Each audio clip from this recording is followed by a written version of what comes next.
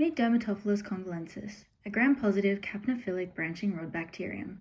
Microscopically, it forms a distinctive congoline pattern, which gave us its nickname dancing DC. DC causes dermatophilosis in many animal species and has several common names. It affects animals of all breeds, ages, and sexes, but especially young animals with immature immune systems and older, immunocompromised individuals. DC is an obligate skin parasite with its habitat confined to the living epidermis. However, it can survive inside skin crust for a long time, and asymptomatic animals can harbor it in minor lesions of the face, back, and feet, maintaining its presence in the herd. So where does DC come from? Healthy skin barriers usually keep DC out. The problem occurs when the skin's protective barrier is disrupted, often through prolonged wetting by rain, misting, drinking, or pasture.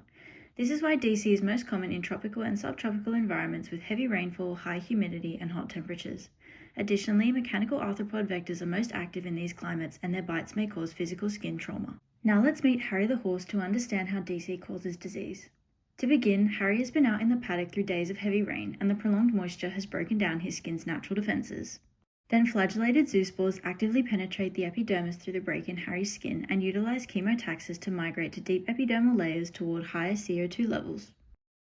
Zoospores then lose their flagella and form branching filaments in a congoline appearance between keratinocytes. They spread outwards in the epidermis in search of more keratin and cell debris. Harry's immune system recognizes the bacterial infection and fights back. Neutrophils flood the infected epidermis, releasing enzymes and creating a suppurative exudate, which accumulates superficially. As exudate reaches the skin surface, it dries. Inside, DC's filaments mature and divide into coccoid packets, and with the exudate, they form a thick, adherent crust that acts as a protective reservoir for bacterial survival and ongoing infection. Underneath the crust, Harry's body attempts to repair the skin, forming new epidermal layers beneath. It appears to be healing, but Harry has just set the stage for DC. Zoospores are released from the crust and reinvade the new, moist epidermal layers, and the cycle repeats. Invasion, inflammation, crust, each round adding another layer. Without intervention, this leads to thick, persistent, crusty lesions, follicular atrophy, hyperkeratosis, and alopecia. Diagnosis begins with putting on gloves, taking a clinical history and physical exam.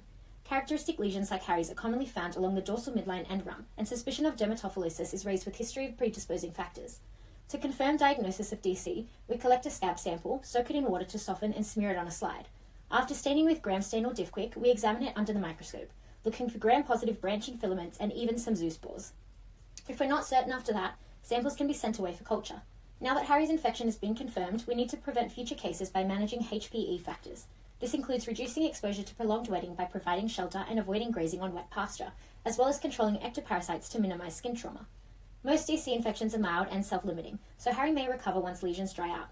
In the meantime, he should be quarantined, as transmission is most often through direct contact. He will also need regular baths with an antibacterial shampoo to gently remove scabs, which are a continual source of infection. And if needed, systemic antimicrobials such as penicillin can be considered.